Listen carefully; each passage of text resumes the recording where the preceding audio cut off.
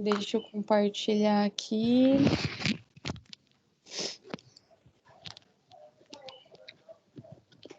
Vocês estão conseguindo ver os slides? Sim, estou vendo. Então, tá bom. Tá. Hoje a gente vai dar continuação, né, ao assunto dos lipídios. Então, semana passada nós falamos de algumas classificações que envolvem essas substâncias, né? Nós vimos estrutura química, né, dos triglicerídeos, quem são os ácidos graxos. E hoje a gente vai falar um pouquinho mais, né, sobre as propriedades dessas substâncias. Tá? E vamos introduzir também a parte da unidade 4, que fala sobre vitaminas. Tá? Então, a gente vai finalizar a parte de lipídios e, em seguida, iniciar a parte de vitaminas. Ok? Bom, para dar continuidade aos lipídios, eu coloquei aqui algumas propriedades físicas de um lipídio. Essas são propriedades específicas de cada lipídio, né? Uma característica importante para quem for trabalhar realmente com bromatologia, né? Que for manusear, né, de perto essas substâncias. Então, a gente tem que estar bem ligado a essas propriedades físicas, porque vai ajudar a gente a compreender que tipo de lipídio é mais adequado para a gente colocar, né, no nosso alimento, para a gente seguir um processamento Fala adequado. para eles que eu estou em aula. Ok? Então, uma dessas propriedades é o ponto de fusão, né? A gente chegou a falar na semana passada sobre o ponto de fusão, que seria, né, uma temperatura na qual todos os sólidos se fundem, né? Opa, perdão. Então, assim, aquelas substâncias que estão na forma sólida passam a se encontrar na forma líquida. Então, é um valor, é uma temperatura específica para cada tipo de lipídio, tá? Então, a gente sabe que óleos, eles se encontram na forma líquida na temperatura ambiente e as gorduras, que já são sólidas, né, vão apresentar um ponto de fusão mais elevado do que os óleos. Isso são características específicas, né, dos lipídios, e a gente tem que levar em consideração quando vocês estão processando algum tipo de alimento, né, porque vai influenciar na consistência do seu alimento, né? Então, a gente tem que levar em consideração essa propriedade, que é o ponto de fusão, né? Qual é a consistência que você quer para o seu alimento? É o estado sólido, é o estado líquido, é uma consistência entre sólido e líquido, mais ou menos, tem que ter uma certa viscosidade. Então, o ponto de fusão que está relacionado com o tipo de lipídio utilizado, ele vai influenciar na consistência do seu alimento final, né? Uma outra propriedade física também que é característica de cada lipídio é o calor específico. Okay. É o calor específico, né? Então, por definição, é a quantidade de calor necessária para elevar a temperatura de uma determinada substância em 1 grau, tá? Então, assim, está relacionado com o comportamento. Peraí. Está relacionado com o comportamento das gorduras durante o seu processamento, tá?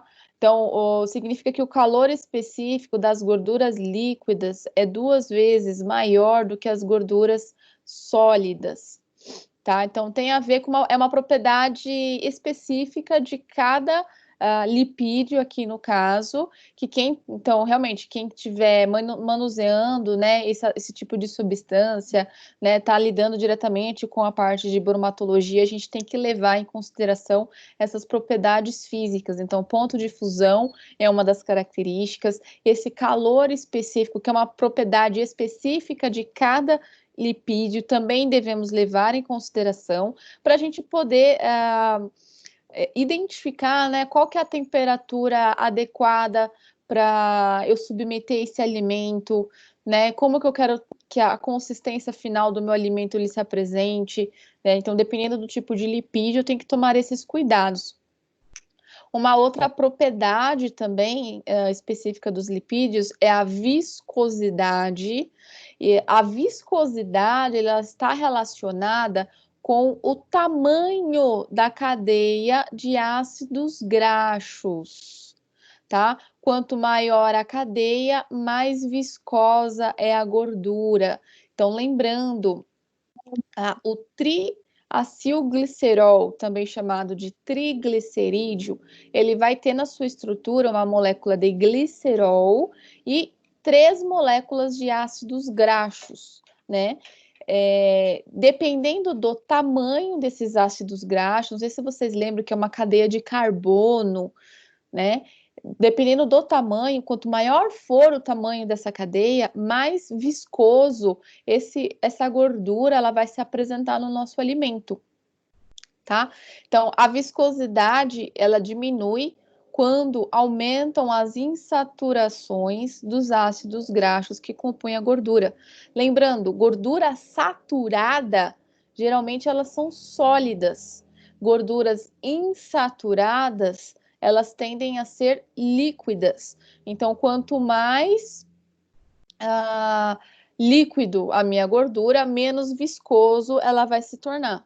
Entendeu? Então, assim, a viscosidade está relacionada com o tamanho de carbonos que eu tenho nos ácidos graxos e também com a presença ou ausência de duplas ligações nessa cadeia de carbonos, tá? Então, quanto mais duplas ligações, menos viscoso é o meu lipídio. Tudo bem?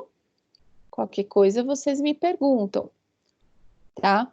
Outra propriedade também específica de cada lipídio é o índice de refração, tá? Isso daqui está relacionado com a capacidade da luz atravessar, né? Vamos falar assim, esse lipídio. Então, assim, como definição, nós temos a relação da velocidade da luz no ar e a velocidade da luz no meio do lipídio, né, que está sendo examinado, no caso aqui a gordura. Então, a gente compara a velocidade da luz atravessando o ar e a velocidade da luz atravessando essa substância, essa gordura, tá? É uma propriedade que eles utilizam para controlar o processo de hidrogenação, tá? Não sei se vocês lembram do que é esse processo de hidrogenação. A gente aplica o processo de hidrogenação para aquelas gorduras insaturadas, tá? Que tem a tendência a ser líquidas. Então, a gente adiciona hidrogênio a esses compostos e a gente consegue modificar a posição do hidrogênio, né, tornando cis ou trans a molécula da gordura, do ácido graxo, tá? E isso vai mudar a viscosidade também, né, a consistência da minha gordura. E isso vai influenciar nessa velocidade da luz, a capacidade da luz em atravessar a minha gordura. Tudo bem? Então, é uma propriedade que eles utilizam, né, na indústria, quando estão lidando diretamente com bromatologia, só para ter um parâmetro, algo que eles consigam comparar, né, de mudança realmente que acontece na gordura após o processo de hidrogenação, ok? Outra propriedade é a densidade, tá? Por definição, é a massa de uma substância, né, para ocupar um determinado volume, ok? Então, assim, a densidade de óleos, líquidos, gorduras sólidas tende a diminuir quando eu aumento a temperatura do meu meio, tá? Então, assim, quando eu aumento a temperatura, a tendência a gordura sólida ela é derreter, se tornar líquida aí, tá? Então, assim, eu diminuo a densidade nessa massa ocupada por um volume aí. Então, um lipídio terá maior densidade se as moléculas de triacilgliceróis estiverem bem empacotadas, bem juntinhas, né? Se eu pego, uma barra de manteiga ou margarina e derreto ela, o volume ocupado por essa substância vai ser menor do que quando estava na forma sólida. Ok? Solubilidade é uma outra propriedade, né? Então, se a gente sabe que água e óleo não se misturam, né? Existem solventes orgânicos que apresentam propriedades parecidas com as gorduras e que permite a sua solubilidade. A solubilidade, ela também está relacionada com o tamanho, né, da cadeia de carbonos. Quanto maior a cadeia de carbono, menos solúvel vai ser esse lipídio, tá? E quanto mais insaturações, por exemplo, quanto mais duplas ligações ele apresentar na sua estrutura, menos, mais solúvel vai ser, tá? Então, a dupla ligação, ela aumenta a solubilidade da gordura, tá? Por outro lado, quanto maior a cadeia de carbonos, menos solúvel é a minha gordura. Não sei se vocês conseguiram mais ou menos compreender. Então, quanto maior for a cadeia de carbonos, menos solúvel. Então, mais óleo mesmo a gente vai ter, né? Mais gordura mesmo a gente vai ter, quanto maior a cadeia de carbonos. Quando eu começo a colocar duplas ligações nessa cadeia, eu vou aumentando a solubilidade dessa gordura, tá? Outra propriedade, né, é a plasticidade, tá? Essa plasticidade tem a ver com a capacidade das gorduras em formar uma rede tridimensional de pequenos cristais em matrizes de óleo, né? Mantendo assim a sua forma, tá? Então, assim, microscopicamente, quando a gente observa lá um lipídio, uma gordura, a gente consegue observar pequenos cristais de diferentes formatos e que num meio que tanto líquido, né, como semissólido, eles vão estar um pouco meio que unidos aí, formando uma rede, né, tridimensional, para manter a forma mesmo da gordura, pode ser num líquido viscoso ou tomar uma forma semissólida, tá? Mas a consistência em si, ela vai ser bem homogênea, né, por conta dessa plasticidade, essa capacidade de se adaptar a diferentes formas, formatos. Aqui. O polimorfismo tem a ver com esses cristais que eu falei para vocês, que microscopicamente a gente consegue identificar nos lipídios, né? Então, assim, eles podem ter diferentes formatos, né? Por isso que a gente fala de polimorfismo, diferentes formatos, e querendo ou não, esses formatos, eles vão influenciar na textura, na apresentação do meu alimento final, tá? Então, eles vão ser responsáveis aí por algumas propriedades do meu alimento, tá? E esse polimorfismo, ele pode ser modificado, né? O formato desses cristais, dependendo do tipo de processamento, né? Que eu submeto o meu alimento, né? A minha gordura, durante a manipulação lá do alimento em si. Turvamento é uma outra propriedade característica dos lipídios, tá? Então, aqui a gente tem o quê? O tempo necessário para provocar o turvamento de um óleo num recipiente submerso a um banho de gelo, tá?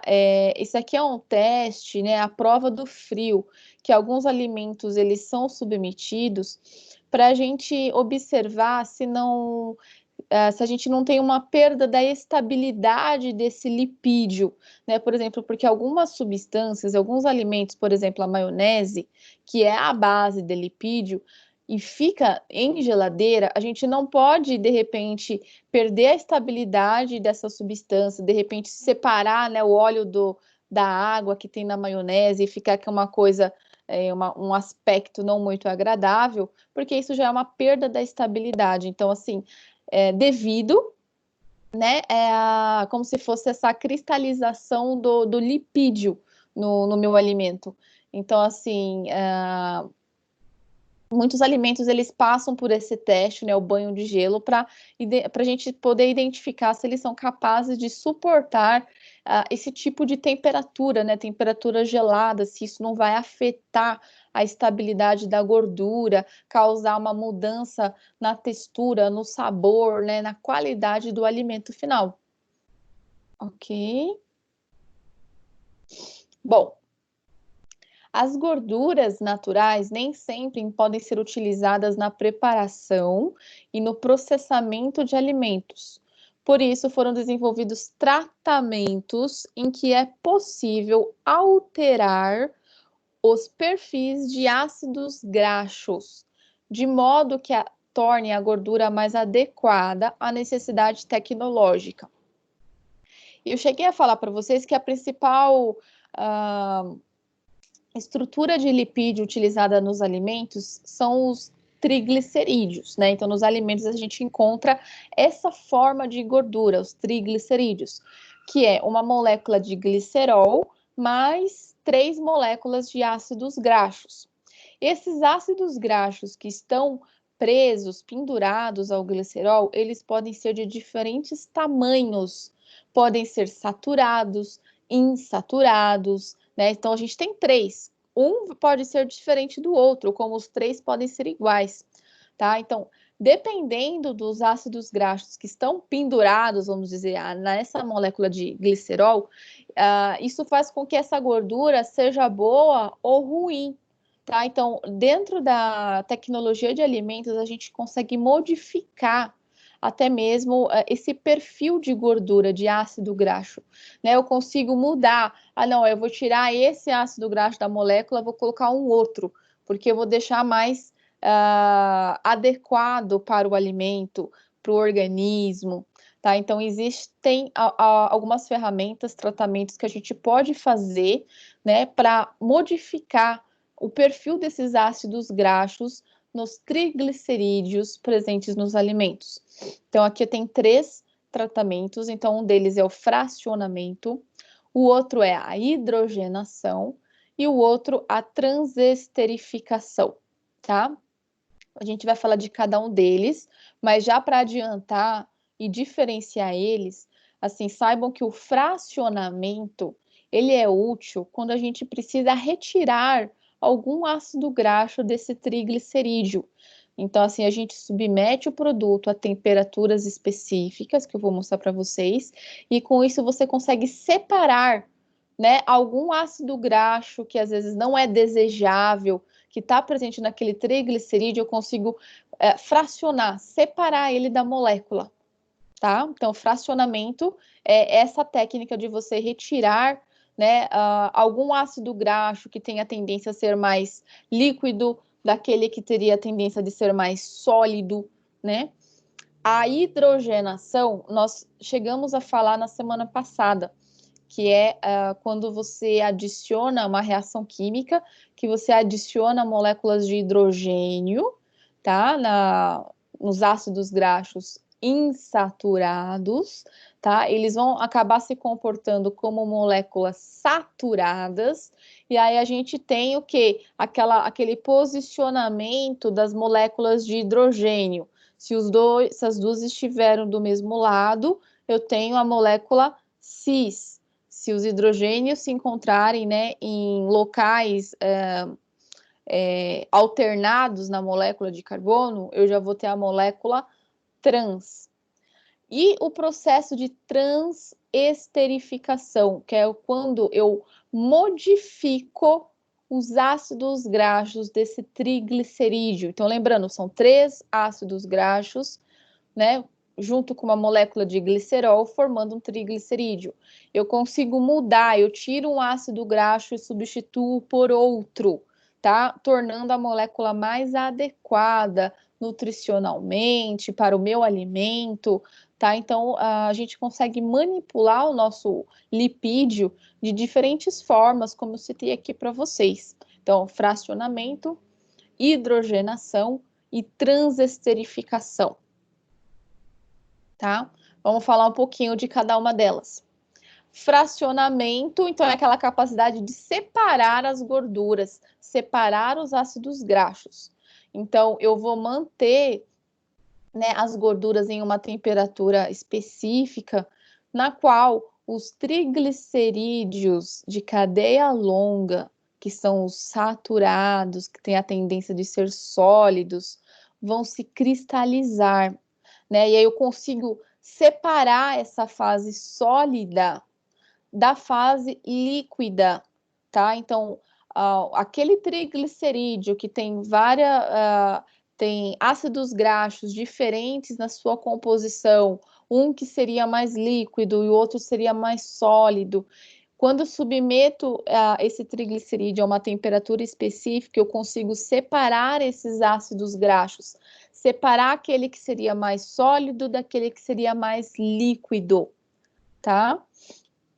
Então, assim, dando continuidade aqui, então esse processo é necessário para óleos usados em produtos que serão refrigerados para prevenir cristalização, turvação dos glicerídeos, tá? E como também em óleos usados para maionese e molhos de salada. Então, quando eu tenho aí ácidos graxos muito diferentes presentes no mesmo triglicerídeos, às vezes é necessário eu retirar algum desses ácidos graxos para ele não influenciar na estabilidade do meu produto final, porque você pode ter aí uma cristalização, uma perda da estabilidade quando estiver em temperaturas baixas, em temperaturas altas, tá? Aqui eu coloquei mais ou menos um esquema de como que é feito, né? Então eu vou submeter o meu produto a uma temperatura específica, numa temperatura elevada,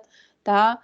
Depois a gente começa a ter um resfriamento também, e aí no final a gente vai ter o que? A separação daquelas gorduras que são mais saturadas daquelas insaturadas. Isso eu mantenho a estabilidade da minha gordura, do meu produto, do meu alimento, né? Usado aí principalmente para maionese, molhos de salada, tudo bem? Entenderam? Tem alguém que não acompanhou?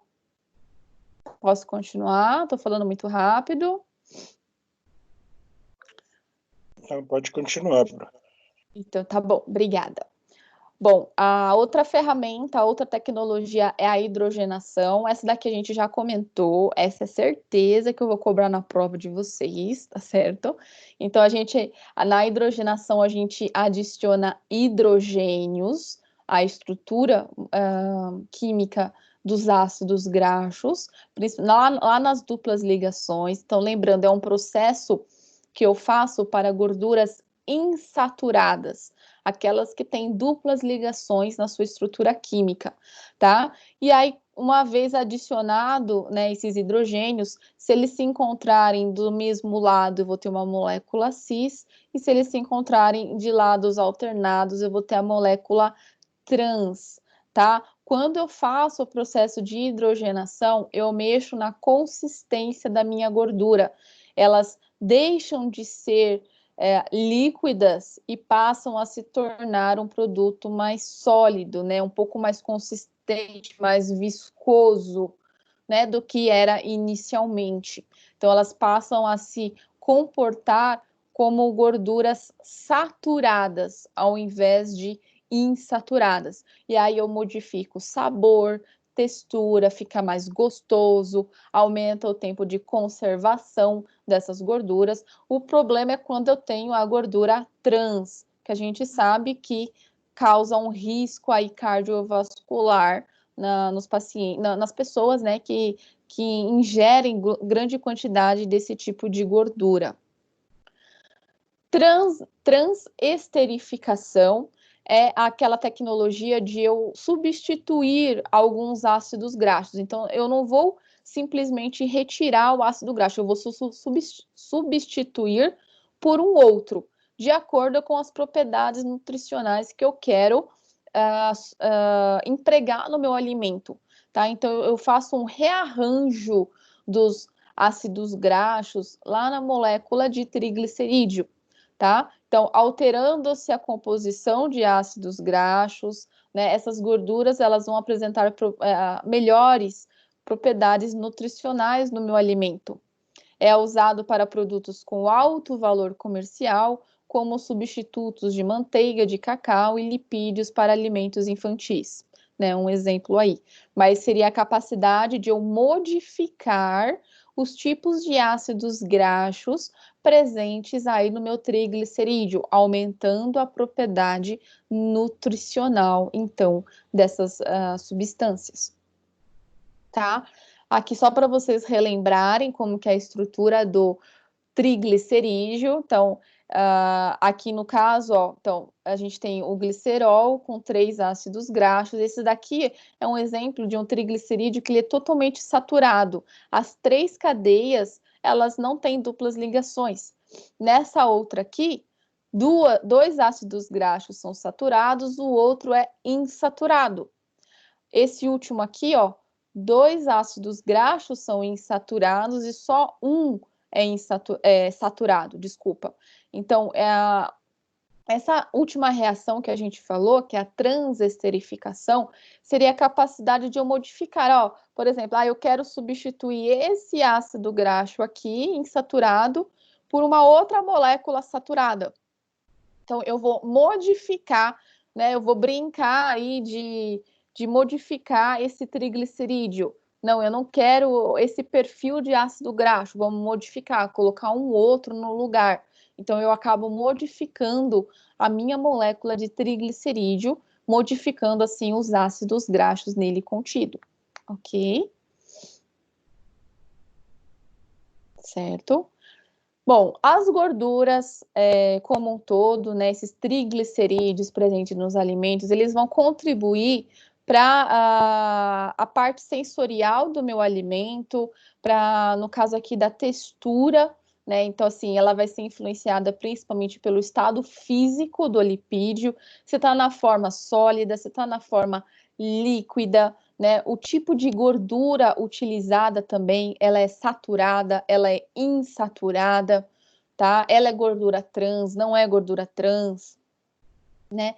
E também se é uma gordura emulsionada. Quando eu falo em gordura emulsionada, é aquela gordura que ela está unida a substâncias aquosas também. Então a gente tem aquela consistência, por exemplo, de uma maionese, entendeu? Lá não é só o óleo, a gente não tem só o óleo, né, nessa substância, a gente tem outras substâncias lá contidas que tem uma propriedade aquosa também, e a gente tem uma textura diferenciada. Produtos como chocolate, gordura vegetal, produtos assados, manteiga, margarina, a textura ela é atribuída à gordura parcialmente cristalina, né, solidificada aí no meu alimento. Isso vai depender também do tamanho, da concentração dos cristais presentes, sua propriedade de espalhabilidade, cremosidade, estabilidade, sensação bucal podem ser afetadas.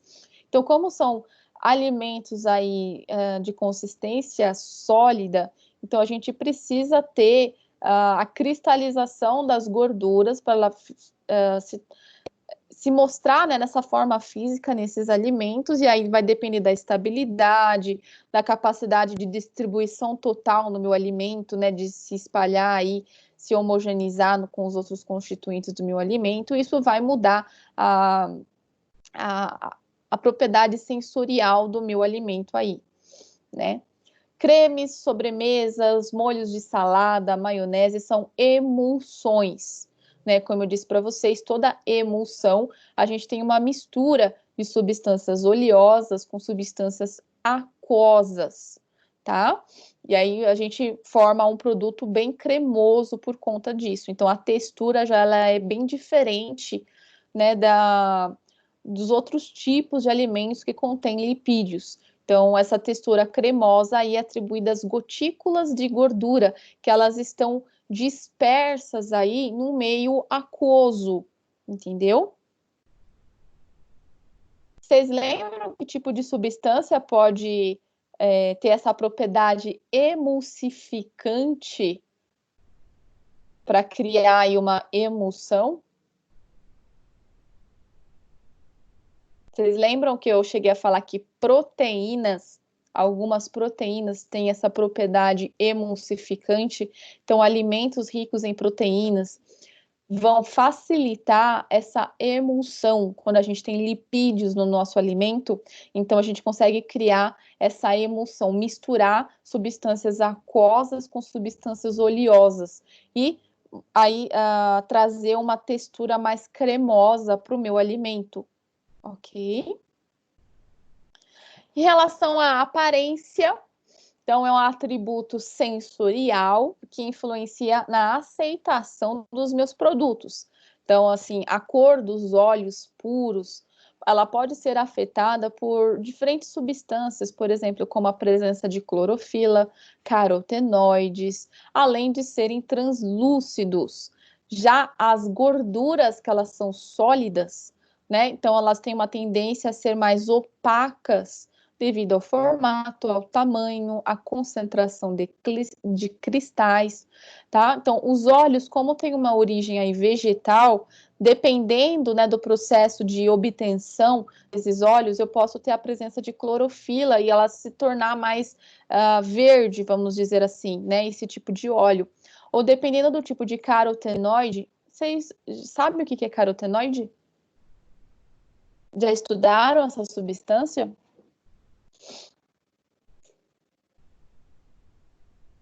Meninos e meninas. Eu estudei, mas eu não lembro. Mas algum momento da minha vida ouvi falar.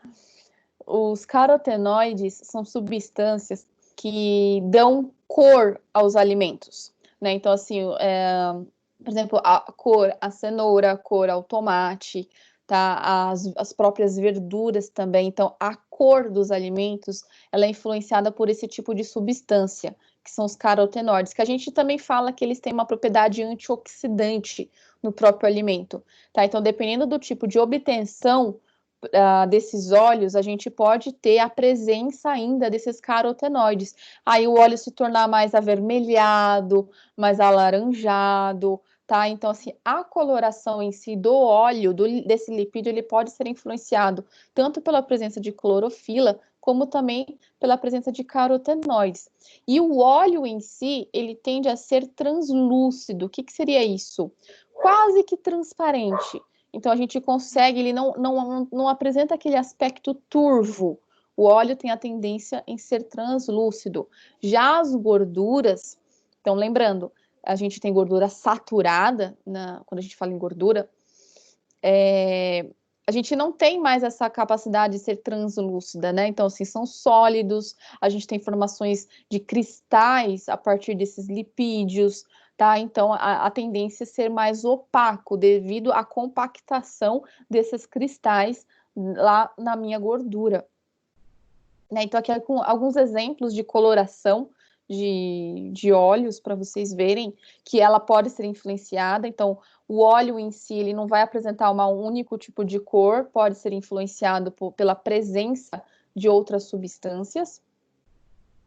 Tá? As emulsões, que são os cremes, podem ser opacos, turvos, nebulosos. Opacos quer dizer que não tem tanto brilho, né? Turvo é porque não é translúcido. Nebulosos, dependendo aí da consistência, a gente não vai ter uma formação de uma massa totalmente homogênea, porque a gente sabe que água não se mistura com óleo, tá? Então, na verdade, a gente vai ter gotículas de óleo dispersas aí, principalmente a gente pode ter uma fase aquosa, e aí a gente forma uma emulsão. Então, a aparência, ela vai ser bem diferente de uma gordura, vai ser bem diferente de um óleo, né? Ela vai ter uma textura, uma aparência diferenciada, as emulsões. Tem alguns produtos alimentícios, então, por exemplo, chocolate, que eu não sei se vocês já repararam que às vezes eles podem apresentar umas manchas brancas na sua superfície. Isso é devido à cristalização de gordura, tá? Vai mudar sabor e isso é influenciado aí pela estabilidade das gorduras, pela conservação dessas gorduras também. Então, a gente tem manchas brancas ou acinzentadas na superfície do produto, que é devido à cristalização da gordura. Ok. O sabor ele vai ser influenciado pela oxidação de lipídios. Essa oxidação seria o quê? Uma reação química, principalmente ocasionada aí pela presença do oxigênio, tá? E se esse lipídio ele está totalmente puro ou se a gente tem impurezas nele contido, tá? Então, assim, alimentos gordurosos, eles tendem a ser saborosos, tá certo? Mas dependendo do tipo de oxidação que esse lipídio pode sofrer, eu posso ter uma mudança aí drástica no sabor, no odor. Vocês já ouviram falar, ou não sei se vocês já presenciaram, algum alimento que você fala, nossa, tá ranço esse lipídio, essa gordura. Mudou o cheiro, mudou o sabor, tá ranço. Então, isso pode acontecer com produtos lipídicos, tá? E a gente vai ter sabores e odores desagradáveis aí, tá? Por conta desse processo químico, que pode ser por contaminação microbiana, pode ser por uma conservação inadequada, e aí a gente vai ter alterações nesses lipídios, ok? Professor, Oi. o óleo de cozinha, ele é tipo para fritura, ele é recomendado usar só uma vez? Tem que ser descartado? Ou pode ser reutilizado duas? Olha, eles dizem que pode ser reutilizado, mas não muitas vezes. Conforme ele vai ficando escuro, você precisa descartar, Entendi. entendeu? Então, assim, Uhum. não. O ideal mesmo seria você utilizar um novo sempre, né? Mas isso a gente ia ter muito desperdício, tudo. Mas dependendo aí, utilizar uma, duas, três vezes aí, para não deixar ele muito escuro, porque aí já seria Em inadequado. casa, você consegue fazer isso, né? Mas você ficou meio fora nessas Então, pastelarias. você sabe dizer como que é numa pastelaria, num restaurante, será que eles seguem esse critério? Acredito que não. Eu acredito que não também, porque a gente vai ter uma perda aí muito grande, né? Ô, professora, Oi. deixa eu perguntar. A senhora saberia me dizer sobre o azeite extra virgem, quando nós esquentamos ele, é verdade que perde as propriedades devido às ligações carbônicas?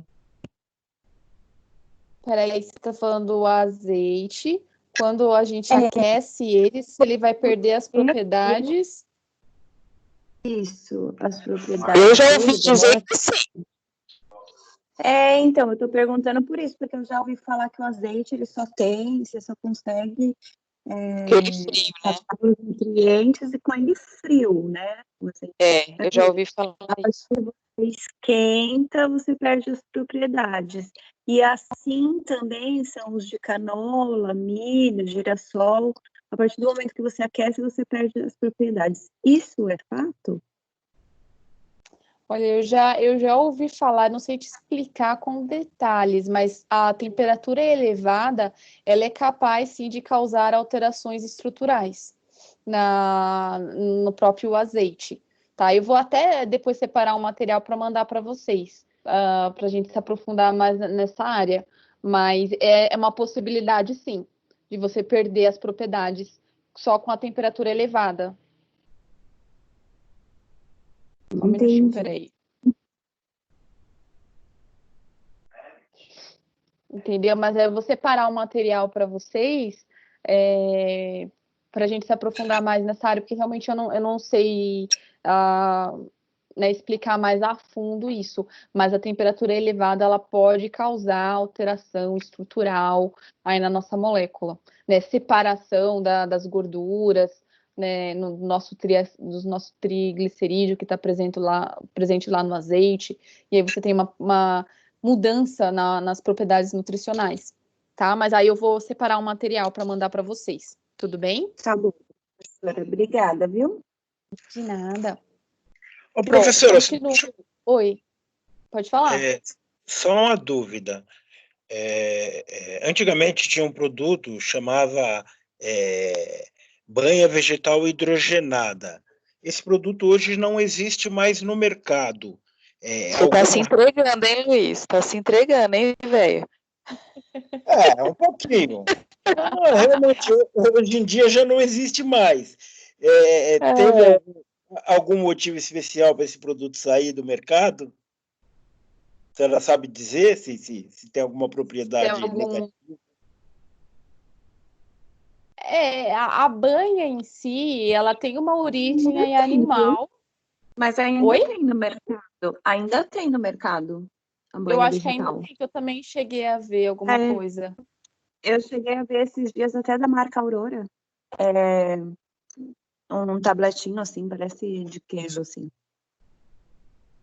É porque tem gente que tem uma doença lá também, só pode usar a banha. Eu esqueci, a menina que trabalha comigo, ela até tem, eu esqueci o nome. Que só pode usar a banha não pode usar óleo. Nossa, isso daí eu Por não isso que ouvi eu acho falar, que- não. Uma doença específica? Ela falou, eu não sei o nome da doença lá, mas ela falou que só pode usar a banha, não pode usar óleo. Eu esqueci. Nossa, eu vou até procurar também, gente. Isso daí é nova para mim, mas pode ser. Pode ser que ela tenha algum tipo de restrição ao tipo de óleo, de gordura que utiliza. Então, mas respondendo a pergunta da banha, também eu vou ficar devendo essa para vocês, porque eu não sei dizer não. Se, por exemplo, assim, ainda é comercializado, só que pequena quantidade do que era antigamente, mas deve ser por alguma mudança que eles provavelmente submeteram, melhoraram, né, esse tipo de substância para trazer menos prejuízos à nossa saúde.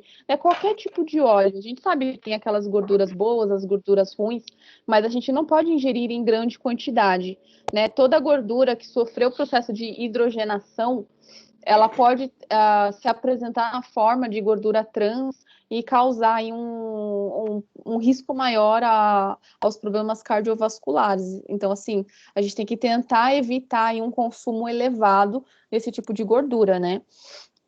Então, ainda assim, eu sou banha 100% animal é mais saudável? Por exemplo, eu gosto de pegar barriga de porco, com fritar certeza. e guardar aquela gordura.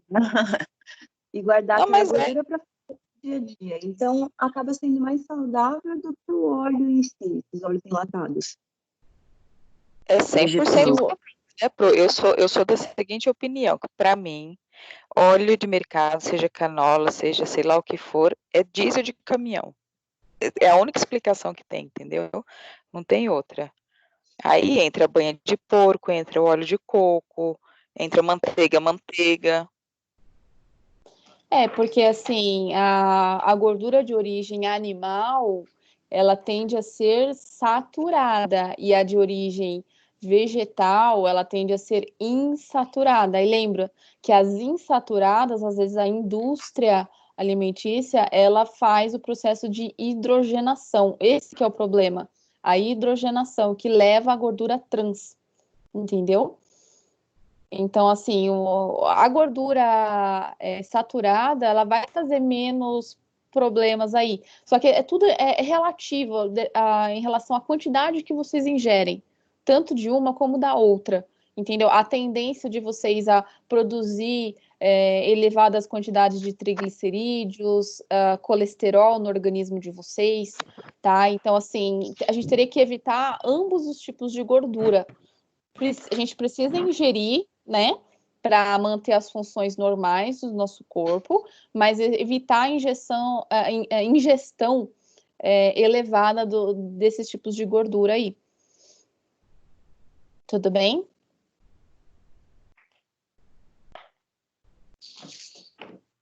Bom, Tudo bem, professora. Então, tá bom. Bom, continuando aqui, né?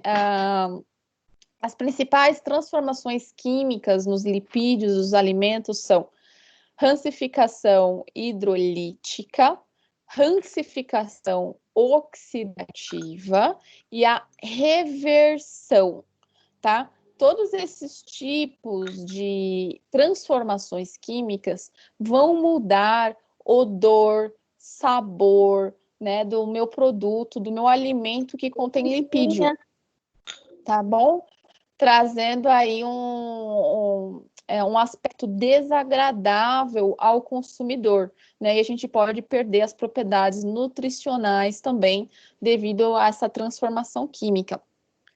A rancificação hidrolítica é quando eu tenho quebra do triglicerídeo, que na verdade eu falo em uma lipólise, né? Uma quebra dessa gordura, que pode ser pela presença de algumas enzimas, como lipoxigenase, né? Um exemplo, a lipase também, podem quebrar esse triglicerídeo, formando outros compostos, né? Lá no meu próprio alimento. E isso pode levar a um sabor desagradável, né?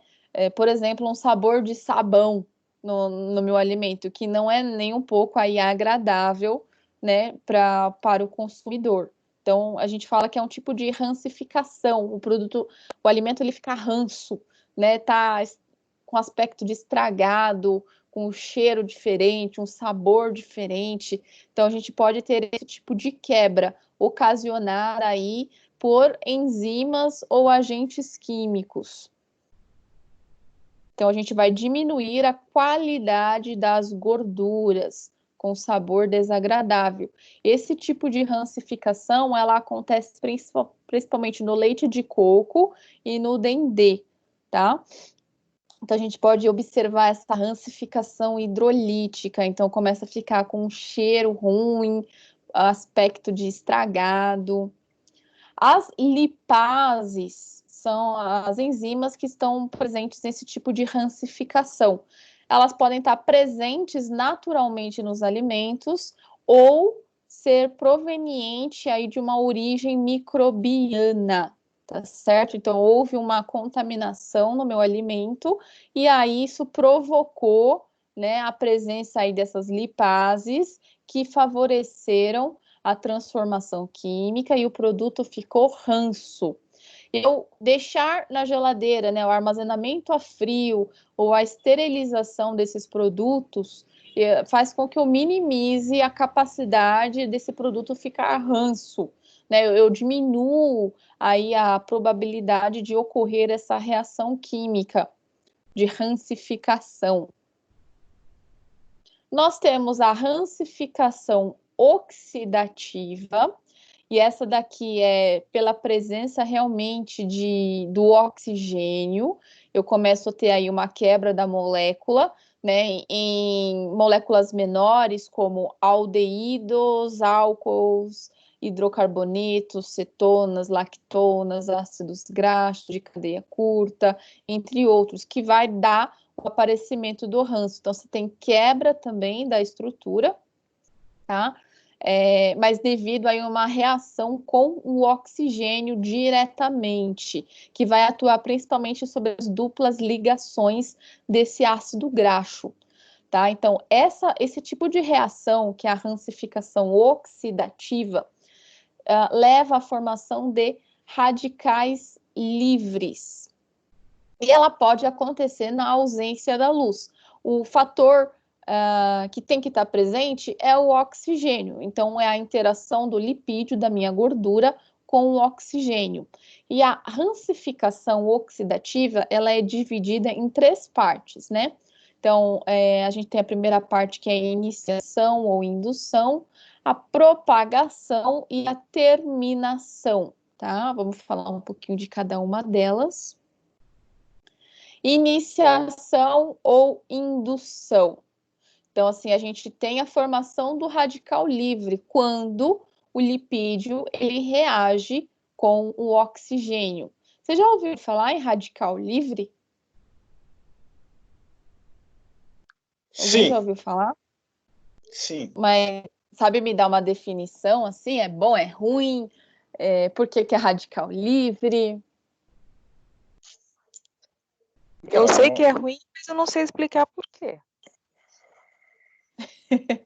É uma substância química que a gente fala que ela fica instável, ou seja, ela fica doida para se ligar a qualquer outra estrutura, tá? A gente fala que no corpo, o radical livre, ele envelhece o ser humano, né, mais rápido, porque ele pode se ligar a diferentes estruturas do nosso corpo e alterar seu funcionamento.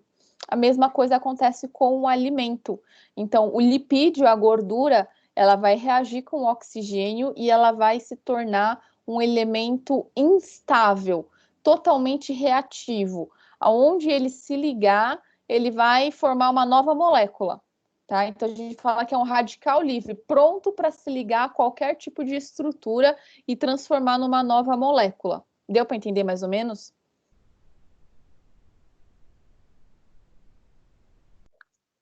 Mais ou menos. Não entrando tanto na química para não assustar vocês. Então ele fica instável, ele fica com um elétron desemparelhado lá na sua órbita. Então, assim, facilmente ele vai reagir com qualquer outra substância lá presente no meio, tá?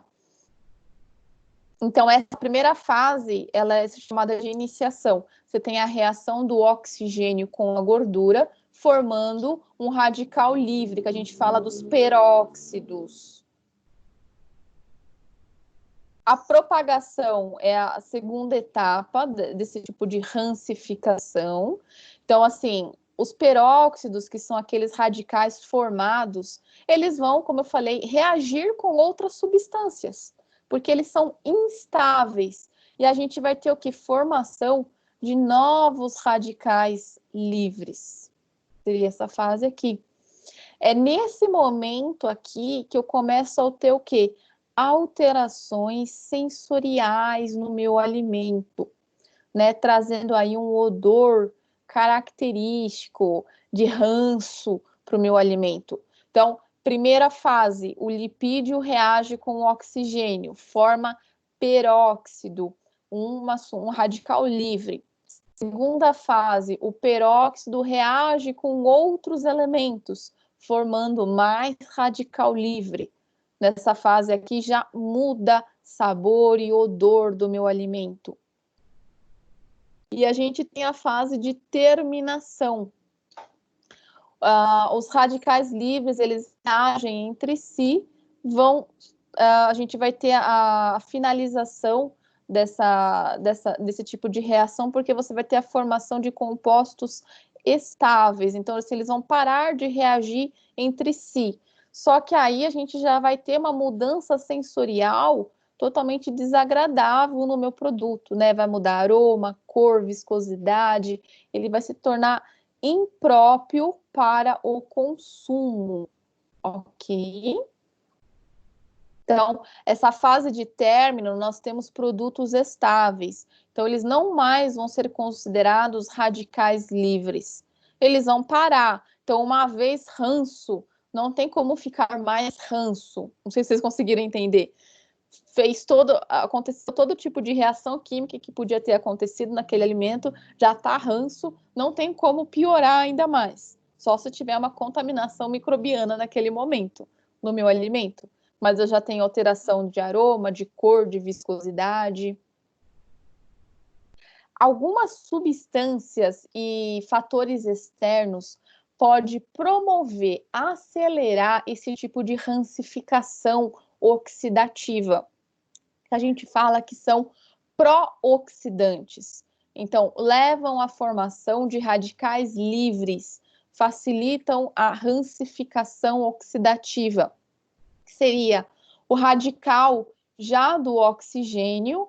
Então, esse oxigênio da atmosfera, ele já pode se apresentar na forma de radical livre e facilitar a rancificação do meu alimento.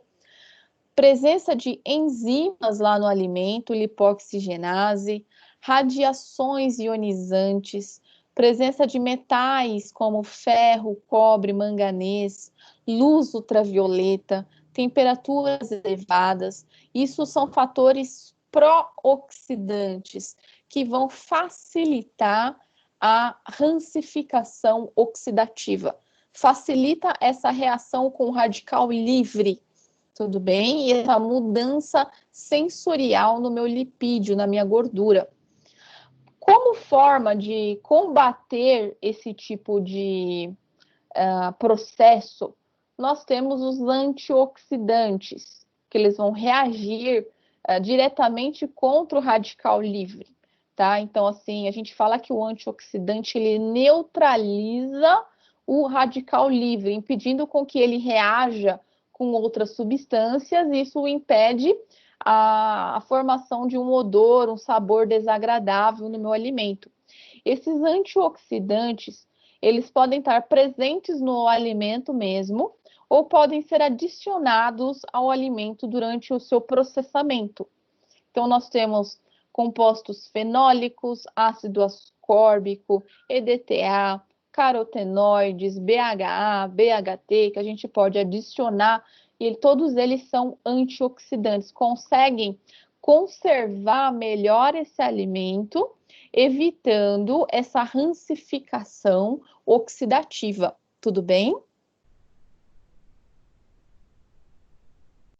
Outro tipo de reação também que altera sabor, altera odor, é a reversão, tá? A gente também tem como se fosse uma oxidação que lá no meu lipídio, tá? Então a gente tem sabores e odores anormais durante o armazenamento e processamento de óleos ricos em ácidos graxos, como linoleico, né, quando exposto ao ar. Diferente dos outros tipos de rancificação, esse aqui é difícil da gente, vamos falar assim, controlar com o uso de antioxidantes, entendeu? Esse daqui dificilmente você reverte, tá? E a gente pode identificar sabores que lembram feijão, manteiga, pescado, ferro, pepino, melão, maçãs podres, avelãs rançosos, limões, batata, vai depender do tipo de lipídio, né, do grau de oxidação desses lipídios. Então, a gente vai ter uma alteração aí bem intensa no odor e no sabor desses alimentos, tá? Eu trouxe aqui algumas questões, essas questões da mesma forma que as demais dadas naquela outra aula, eu vou querer que vocês me enviem por e-mail para eu finalizar a pontuação de atividade de vocês, tá certo? Então, aqui tem 5 questões sobre os lipídios, tá? Antes da gente entrar na parte de vitaminas aí. Então, qual a diferença entre óleo e gordura?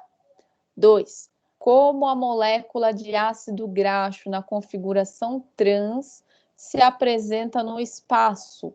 Qual a diferença da configuração cis? 3.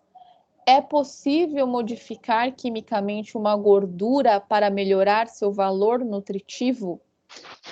4. É possível transformar uma gordura insaturada em uma gordura saturada através de uma reação química? Essa reação traz benefícios tecnológicos, nutricionais? O que é o aparecimento do ranço nos alimentos? Então, aí eu vou pedir para vocês me enviarem por e-mail as respostas individuais, tá? Ainda essa semana, porque eu preciso lançar até dia 1º no máximo toda a pontuação de atividade, para que eu complete aí a nota de trabalho de vocês. Ainda no final dessa aula ainda tem mais um exercício lá para vocês incorporarem nesse trabalho. Tudo bem? Tá, então você vai querer esse mais outros que você vai dar, né? Pode enviar junto. Tem mais um exercício. Isso, tem mais um exercício agora no final dos slides aqui, assim que eu finalizar a parte de vitaminas. Tudo bem? Ok. Então, bom, eu vou dar continuidade aqui. Vamos entrar na parte de vitaminas e cinzas, tá? Que faz parte aí da unidade 4 da nossa disciplina de bromatologia, tá? As vitaminas, elas são essenciais à vida, né? Então, a gente tem vários tipos de vitaminas, as lipossolúveis, as hidrossolúveis, e a gente sabe que a sua carência, né, a falta de vitaminas, pode levar ao aparecimento de doenças, né, no organismo. Então, as vitaminas, elas são essenciais, né, ao funcionamento normal do nosso corpo, e a gente precisa, né? Tem vitaminas que fazem parte vamos falar assim, da coagulação sanguínea, tem vitaminas que fazem parte do sistema antioxidante do nosso corpo, na parte de defesa, tem vitaminas que são importantes no desenvolvimento do nosso corpo, tá? Então, a gente precisa delas na nossa alimentação diária para manter o funcionamento normal. São diferentes dos macronutrientes que a gente já havia comentado antes, né, de proteínas, gorduras, carboidratos, porque elas apresentam uma estrutura diferenciada, né, uma estrutura própria das vitaminas mesmo, elas são diferentes, bem diferentes das macromoléculas que a gente estava acostumado a ver. Em relação à função, elas não conseguem fornecer energia ao corpo. Então, carboidrato, proteína e lipídio são substâncias que fornecem energia, já as vitaminas não, tá certo? Elas são importantes, mas elas não têm a capacidade de formar ATP no nosso corpo, né? Fornecer energia. E nos alimentos, elas estão presentes em pequenas quantidades, né? Em microgramas, miligrama, tá? Mas a ingestão diária desse tipo de substância é essencial à manutenção das nossas atividades fisiológicas. Ok. Mais uma pessoa entrou. Bom, alguns fatores importantes aqui em relação à biodisponibilidade. Quando eu falo em biodisponibilidade dessas vitaminas, eu me refiro à quantidade de vitamina absorvida e utilizada pelo corpo, tá? Então, assim, nos meus alimentos, eu vou ter uma quantidade X lá presente no meu alimento, só que devido ao processo de digestão, tá? Eu posso ter a absorção de uma parte dessa vitamina ou do total de vitamina presente aí nesse alimento. Então, isso está relacionado à biodisponibilidade, o quanto eu vou conseguir absorver da vitamina daquele alimento naquele momento, tá? Então, depende da eficiência da digestão, condição nutricional, interação entre os outros nutrientes, modo de preparo do alimento, fonte do alimento, né? Se alimento ou é algum tipo de suplemento, né? Tá em cápsula, tá? Isso vai influenciar na biodisponibilidade. O próprio trânsito intestinal, né? Favorece ou não aí a absorção de vitaminas. Então, por exemplo, uma pessoa que está com uma alteração, vamos falar assim, com uma diarreia, alguma coisa, né? O trânsito ele está acelerado, você vai acabar evitando aí a absorção de muitos nutrientes, inclusive as vitaminas, tá certo? Porque você não vai dar tempo ao corpo de absorver essas substâncias presentes nos alimentos. Toxicidade. Ingestão de suplementos vitamínicos em excesso desencadeia problemas. Isso daqui é importantíssimo vocês saberem. A gente tem vitaminas que são lipossolúveis e vitaminas que são hidrossolúveis. As hidrossolúveis, que são aquelas que são solúveis na água, facilmente são eliminadas através da urina, porque a urina tem uma consistência aquosa, tá? Então, as vitaminas hidrossolúveis, elas devem ser ingeridas diariamente, porque a gente elimina qualquer excesso delas no nosso corpo. Já as lipossolúveis, a gente não precisa ingerir todos os dias, porque elas têm uma tendência natural a se acumular nos nossos tecidos. E quando você ingere grandes quantidades delas, você pode apresentar um tipo de toxicidade devido à concentração elevada dessas substâncias no nosso corpo. Vitaminas são boas? São boas, só que tudo em excesso faz mal. Até água em excesso faz mal para o organismo. Tudo bem? Instabilidade. Então, fatores como oxigênio, luz, calor, pH, são capazes de destruir esse tipo de substância, essas vitaminas. E aí, dependendo do processamento de alimentos, eu vou ter uma perda nutricional aí devido à destruição de vitaminas que seriam essenciais, importantíssimas para a minha alimentação, tá? Então, aqui é esse tipo de classificação segundo a solubilidade. Então, as lipossolúveis, que são aquelas lipídicas, né? Então, eu tenho como exemplo a vitamina A, a D, a E e a K. São encontradas, então, em partes gordurosas de alimentos, necessitam da bile para sua absorção. Então, no nosso corpo, o fígado, lá, a vesícula biliar, ela libera a bile durante a digestão para facilitar a digestão de gorduras, para que eu tenha a absorção desses nutrientes lipídicos. Essas vitaminas, elas são armazenadas no tecido adiposo e no fígado, e isso é o que leva àquela toxicidade se eu ingiro uma quantidade elevada dessas vitaminas por conta dos suplementos, tá? Então, assim, eu falo que as doses dessas vitaminas, elas não são diárias, elas são periódicas, tá? Então, eu preciso ingerir sempre? Preciso, mas não existe aquela necessidade diária de eu ter, né, altíssimas concentrações dela na minha alimentação, porque elas têm essa tendência a se acumular, e aí com isso eu posso ter um quadro de intoxicação por conta desse tipo de vitamina. Já as hidrossolúveis, que são aquelas que são solúveis em água, como exemplo eu tenho as vitaminas C e o complexo B, eu devo ingerir diariamente, tá? Então, assim, elas são encontradas nas partes aquosas dos alimentos. Sua digestão, ela é mais fácil, vão circular livremente aí pelo sangue e são excretadas pelo rim. Então, diariamente, toda a dose excessiva que eu ingiro vai ser eliminada pelo rim. Por isso que eu posso ter uma ingestão diária desse tipo de substância, que seriam as vitaminas hidrossolúveis. Então, eu coloquei aqui algumas dessas vitaminas. Então, vitamina B1, B2, B6, B12, a B5, a niacina, biotina, ácido fólico, vitamina C, tá? Todas elas são hidrossolúveis. Como funções gerais no nosso organismo?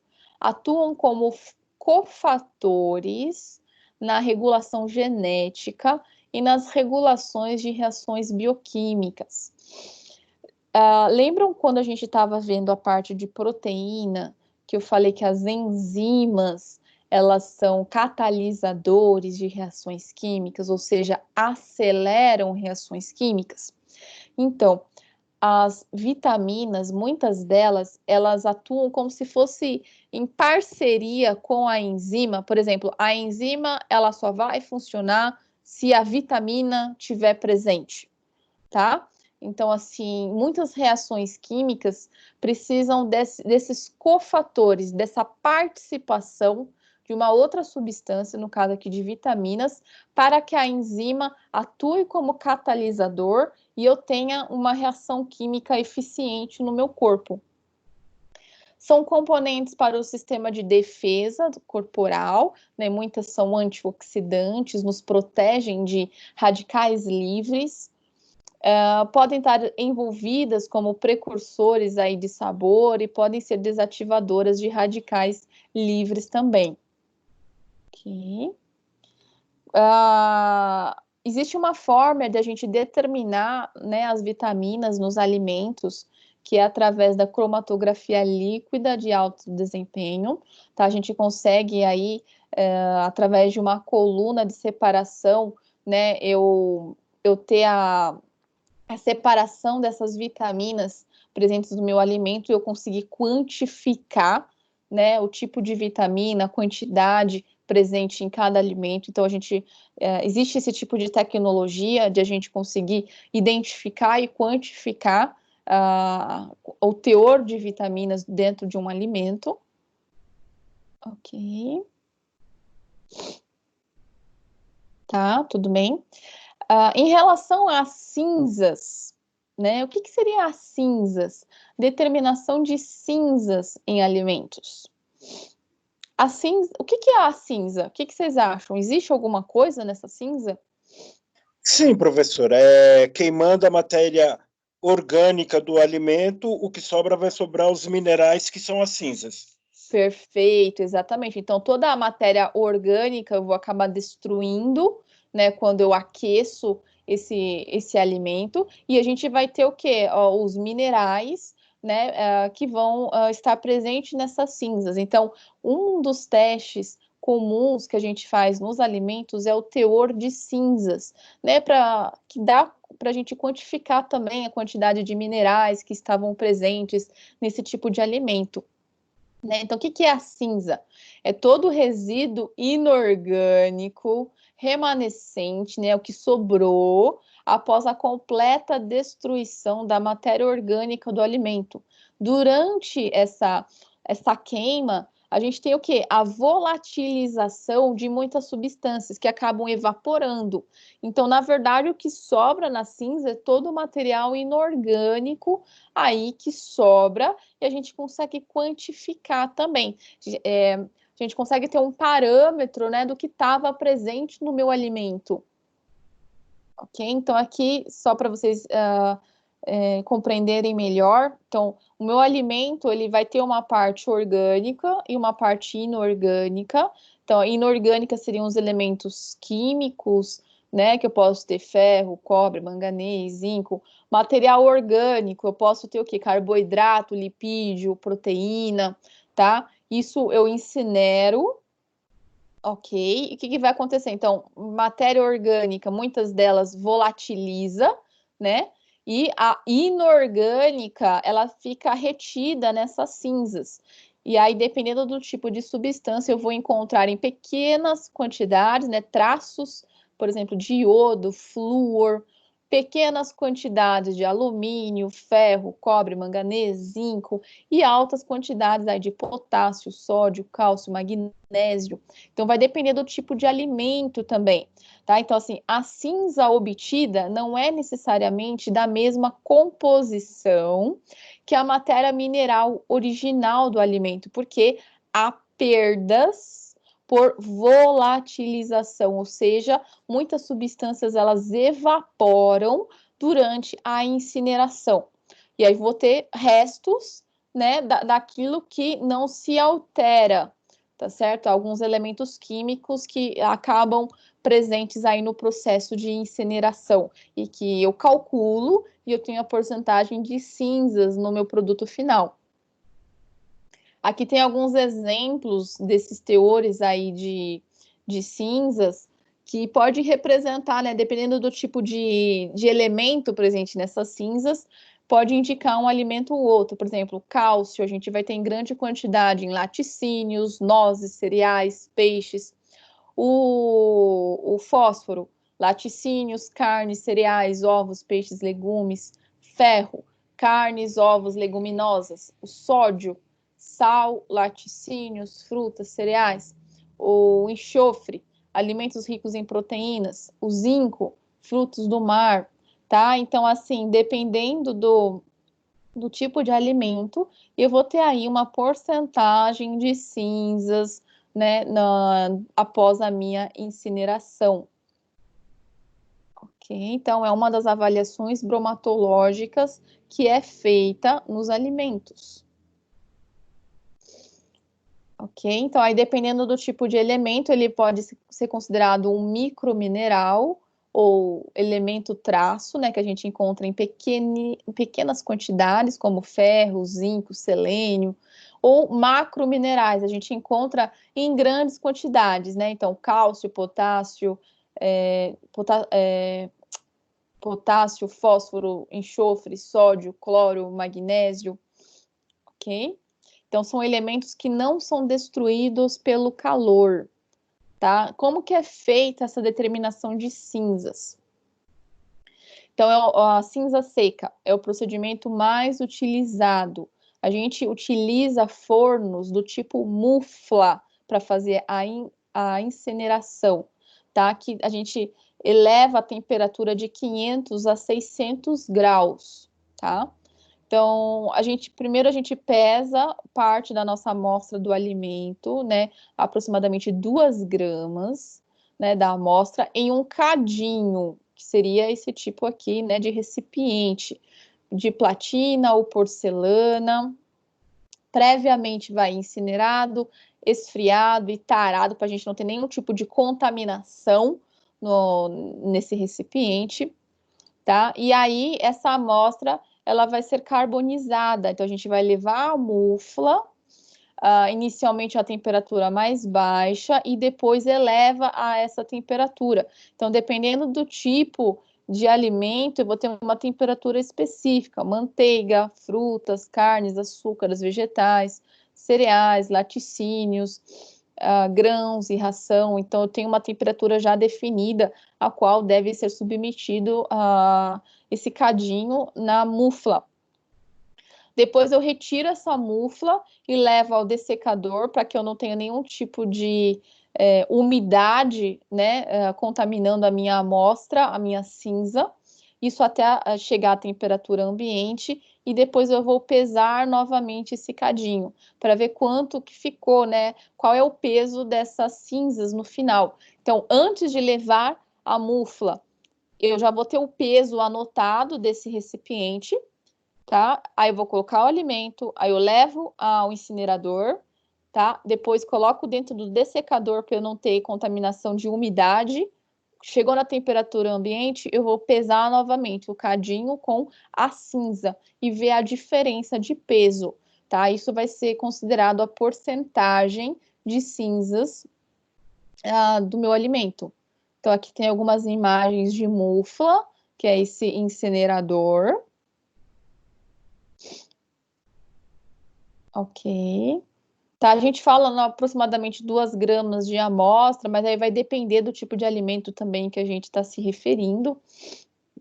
Então, existem alguns procedimentos que devem ser feitos dependendo do tipo de alimento. Então, alimentos ricos em lipídios, é preciso desengordurar primeiro, amostras líquidas ou úmidas, secar antes em estufa, alimentos ricos em voláteis e lipídios, aquecer lentamente para evitar a formação de chama na amostra, açúcares, aquecer inicialmente a 100 graus e pingar algumas gotas de azeite para evitar a formação de espuma. Então, existem alguns cuidados aí, dependendo do tipo de alimento que a gente vai fazer o teor de cinzas, tá?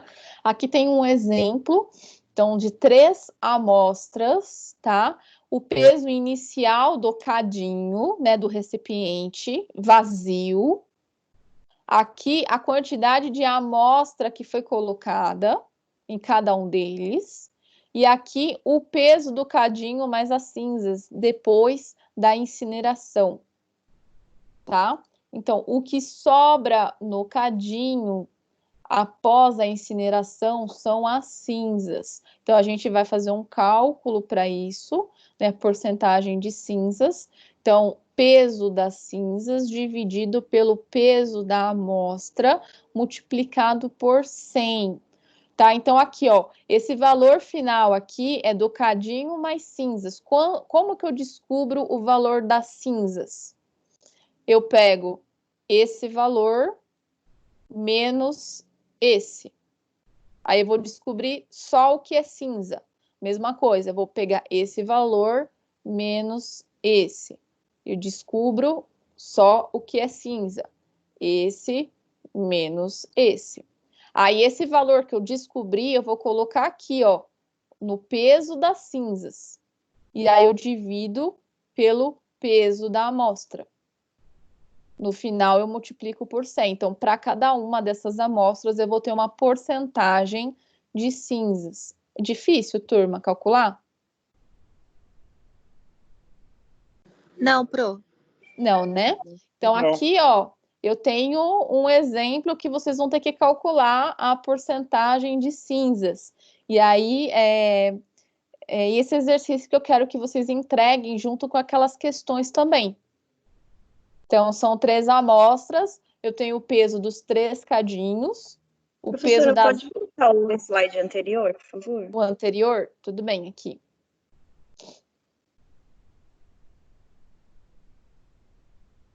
Obrigada. Nada. Tá? Então, aqui é o exercício que vocês vão fazer. Eu quero que vocês calculem a porcentagem de cinzas no meu alimento. Então, eu tenho 3 amostras. Aqui, o peso dos 3 cadinhos vazio, tá? A quantidade de amostra colocada em cada um dos cadinhos. E aqui, o peso final do cadinho mais as cinzas. Então, lembrando, vocês primeiro vão ter que calcular o que é cinza, só cinza aqui, o que é cinza aqui e o que é cinza aqui. Depois você pega o peso da cinza, divide pela quantidade da amostra e multiplica por 100 para descobrir o teor de cinzas. Tudo bem? Perfeito. Ô, professor, esses exercícios já vão estar disponíveis no AVA? Eu vou colocar já no AVA, mas se vocês quiserem até cobrar por e-mail, eu mando o material para vocês. Se vocês não estiverem conseguindo acessar o AVA, eu posso encaminhar por e-mail também. Tá no AVA, tá de bom tamanho. Então, eu vou colocar agora cedo já no AVA lá para vocês terem acesso. Tá. Só as respostas, né? Isso, só a resposta. A aula já vai estar disponível no AVA também? Sim, vou colocar já no AVA para vocês. Essa aula gravada, né?